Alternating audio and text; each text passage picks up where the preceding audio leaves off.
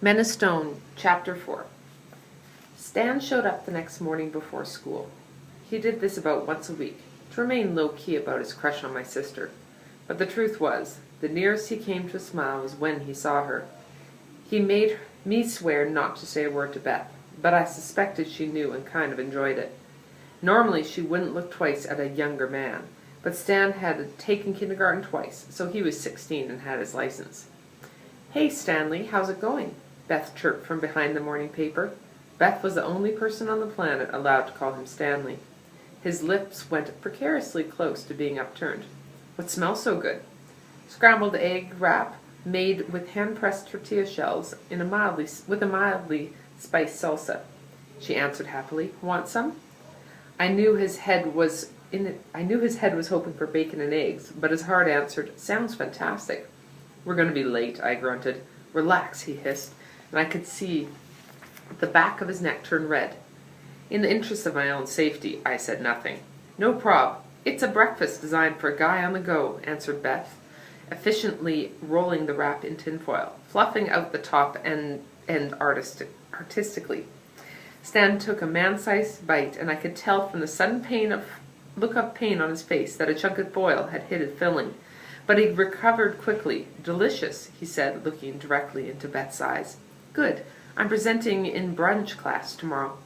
"A+," said Stan, as I pushed him towards the door. "Thanks." "What is your big hurry?" he growled once we were outside. "A+," I mocked. "Can I help it if your sister's an angel?"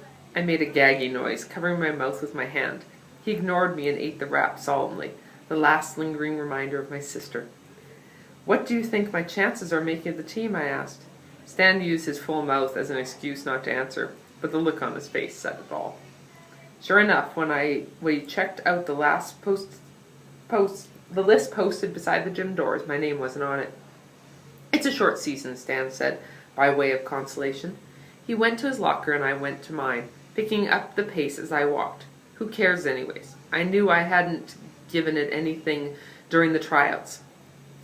I hadn't given anything ever since for a long time. Fish was waiting by my locker. The look in his face said either his dog had been run over by a semi or he heard about the team. "Man, that sucks," he said, punching me in the shoulder.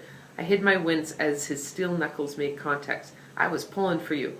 "No big deal," I said, rubbing my shoulder once he turned to his own locker. "It was pretty competitive. So many guys tried out. Besides, if they weren't including girls this year, you'd have made it for sure. I mean, they had to include a certain number of girls, so yeah. I didn't want him pretending I was good at volleyball. I knew how it felt to be good at something. Sometimes I wanted to go back to it, dancing. But then I remembered all the rousing and it just didn't seem worth it. Like Joni said the other day, sometimes it's too much and you just give up. To make my day a complete write-off even before the bell, Claude appeared behind me. "I'm so disappointed you didn't make the team, ballerina boy."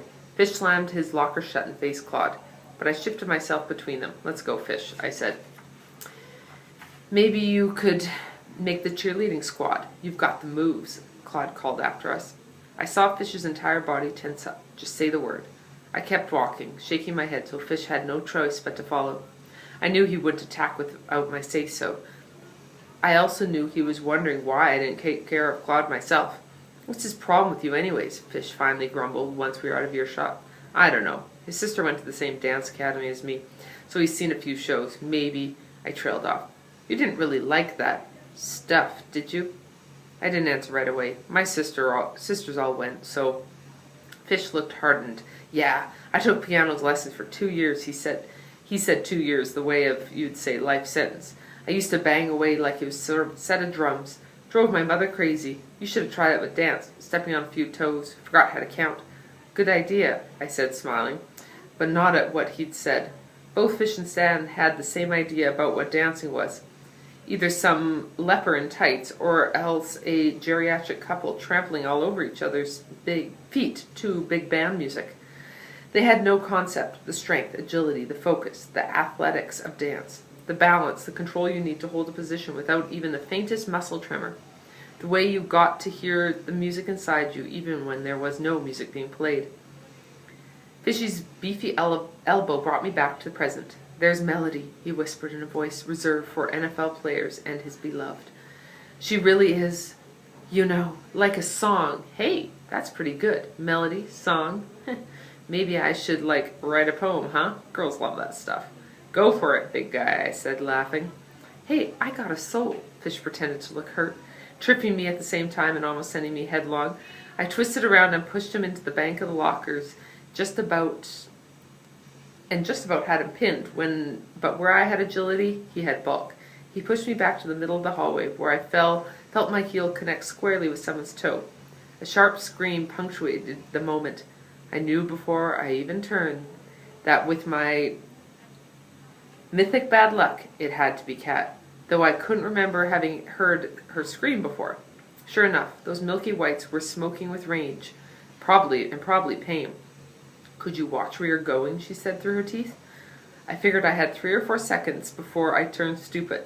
Maybe more if I didn't look her in the eyes. Lowering my head, bad move.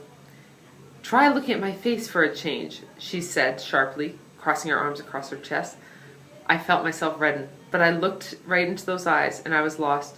Did I turt your hoe? I asked. A tiny smile flickered on her lips, which she almost immediately squelched. Pardon? I shook my head. Hurt your toe? Hurt your toe? I said carefully, trying to focus somewhere in the safe vicinity of her nose. My hoe will be fine, she finally smiled. What I want to know is this. Are you as much of a pig as that Claude creep? Her voice was soft, as if she wasn't trying to let everyone in our conversation. I shook my head back and forth, reminding myself suddenly of a wet dog. I stopped and tried to make everything inside me slow down. My palms were sweating, and a vein was thumping on the side of my neck. Could she see it? No, I answered in as deep a voice as I could manage. Sometimes it still cracked. I'm not quite as much of a pig, I finished weakly. She nodded and walked away, joining a group of girls and Fish, who apparently had forgotten all about me. Then she turned just enough so that I could see that she had a little smile on her face. I decided this was a good thing. I'd say you're making real progress there, young Ben, Stan said, suddenly at my side, in that undercover cop way he had of just appearing. She did smile, I said. Oh yeah, you're in, he snorted. As we moved up the hallway, I noticed someone else had witnessed the entire episode, and from the look on his face, Claude had heard the whole exchange. Great. One more reason for him to hate me. First class was history. I made my way back to the back of the room, avoiding paper airplanes and outstretched limbs without incident. Stan had ducked out for a quick smoke, and I wondered if he'd make it to class.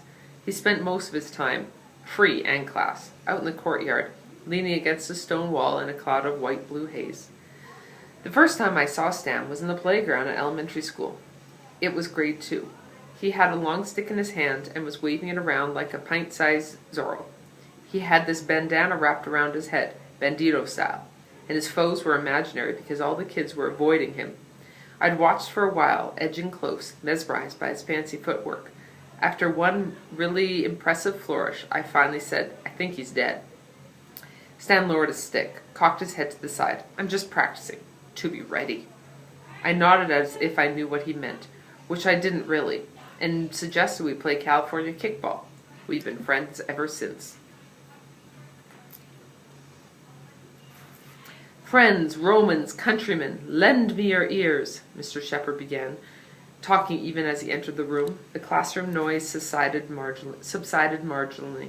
Aside from seeing Dead Poets Society one too many times, Mr. Shepherd was okay for a guy who had dedicated his life to reminiscing about the past. I'm sure you're all abuzz with the prospect of beginning our unit in Russian history. There was no response except for the odd groan.